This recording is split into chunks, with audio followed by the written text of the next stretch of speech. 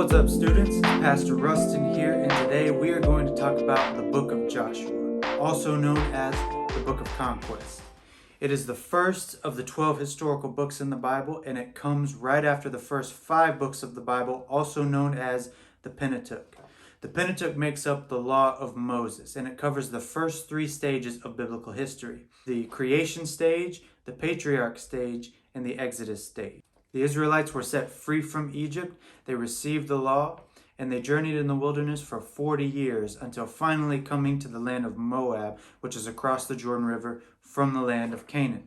With Joshua begins a new stage, the conquest stage. The books of Moses were preparatory to the events that take place in the book of Joshua. Without this book, the Pentateuch would largely be an unfinished building.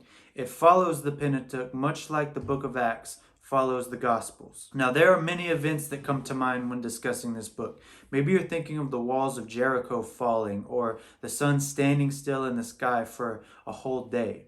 Now, these are amazing things, but these are a few verses in a 24-chapter book. There's a lot of stuff that happens in the book of Joshua. For example, the book of Joshua is the only source that the Israelites use when determining their divine claim on the land of Canaan.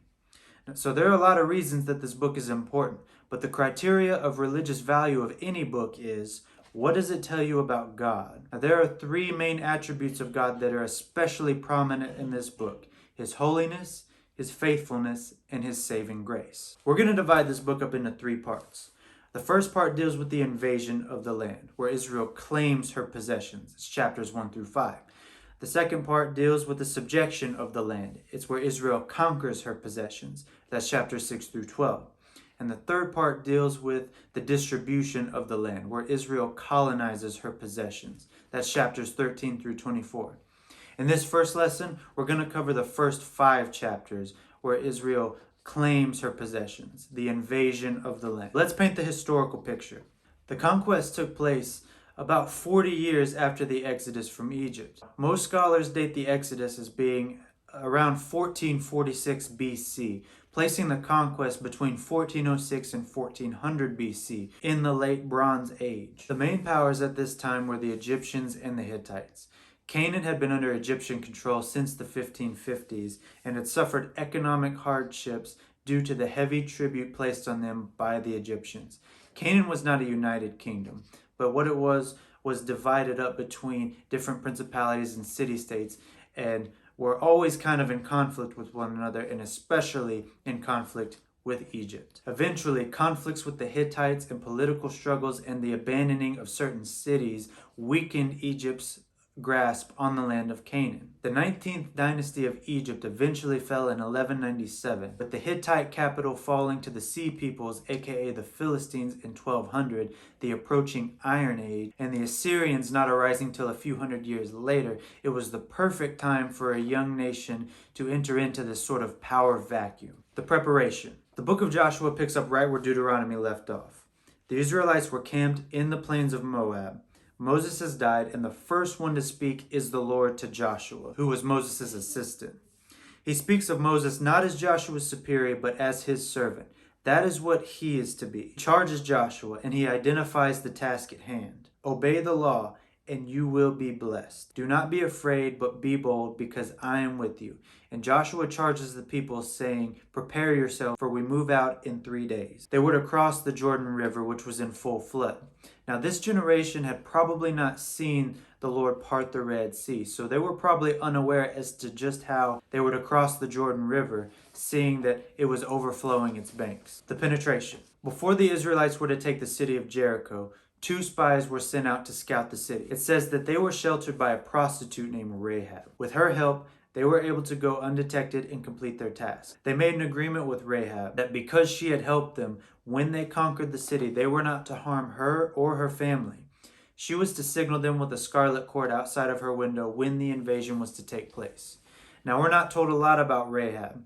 We're told that she was a prostitute and she did lie to protect them, yet she clearly came to the realization of the one true God after what had happened down in Egypt. We aren't told what circumstances had led her to the certain lifestyle that she was in. Her conscience was not enlightened by the law of God that told her why certain things were wrong. But it's clear that God saw her faith through her imperfections. The question is, if her house was on the wall and she was commanded to stay inside during the invasion, how would her and her family survive the falling of the walls of Jericho? Interestingly enough, during the excavations of the ancient ruins of Jericho, they were examining the walls and they found that in one specific spot, the walls were still fully intact. Could it be that God caused the walls to fall in every place except where Rahab and her family were dwelling because of her faith? Regardless of what she was when they first came, it's clear that when she acknowledged that God was the one true God, her life changed for the better. Tradition has it that she married an Israelite by the name of Salmon, probably one of the spies. We don't know for sure. But if this is true, then she would eventually become the great-grandmother of King David. She's also listed among the people of faith in the book of Hebrews, not as a harlot, but as a person of great faith. The passage. They prepared to cross the Jordan River. The priests were to carry the ark forward, and the people were to follow over a mile behind, probably so that everyone could observe the ark. As the priests entered, the flow of the waters were stopped, and it says that everyone passed through on dry ground. This is significant because it was not the dry season, but it was the spring. And the Jordan River always overflowed during the springtime. How do we know it was spring? Well, for one thing, the Israelites celebrated the Passover after they crossed the Jordan. That happens in the springtime. But also during the excavations of the ancient city of Jericho, they found pottery with fresh grain in it that had been burnt, showing that the city had been destroyed at the time of a fresh harvest, which is in the springtime. Just another reason to believe that the scriptures are accurate in what they record historically. The pile of stones. So 12 men out of each tribe were to set up stones as a memorial for the crossing of the Jordan. They were to take them from Jordan and bring them into the land of Gilgal and set them up as a memorial. This was a memorial not just for the people that saw what God was doing, but for the generations to come. There was going to be a generation that was born in the promised land who had not observed the mighty works of God in the taking of the cities. In order to preserve the blessing in the land, there had to be a memorial of the deliverance to show the generations to come why they must serve the Lord and obey the law. It was not the might of their fathers that brought them into the land, but it was the might of God that gave them the land. In this last chapter, we're going to talk about 4 things that happened: the purification, the Passover, the passing diet, and the Prince of Heaven. So in chapter 5, we see the Israelites preparing their hearts before they enter. It says that they came from Shittim to Gilgal. Now God tells Joshua to have some sharp knives made, not as weapons, but the knives were for circumcising the men. This shows that the previous generation had rebelled against God's law by not circumcising their children and not instructing them in the ways of the Lord. The knives were for purification rather than destruction. After this, they celebrated the Passover. It says that once they ate the corn from the land of Canaan, the manna ceased.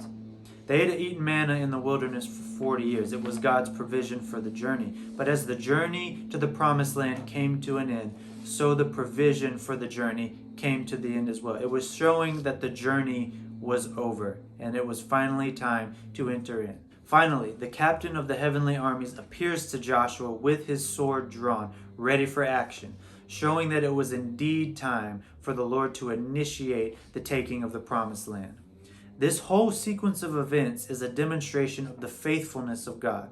If you recall back in Numbers 25, it was in Shittim where the Lord caused Balaam to bless the Israelites. And it was in Shittim where they committed sexual immorality with the women of Moab. The Lord had judged the generation who betrayed him. But his promises for the people remained intact. He was faithful despite Israel's unfaithfulness. God judges because he has to, because he is good. But what he really wants is to bless those who are intimately connected with him through covenant, those that serve him faithfully. He had still allowed the people to cross the Jordan, and now that they showed devotion to him by fulfilling the requirements of covenant, they were ready to inherit what he had promised to their ancestors.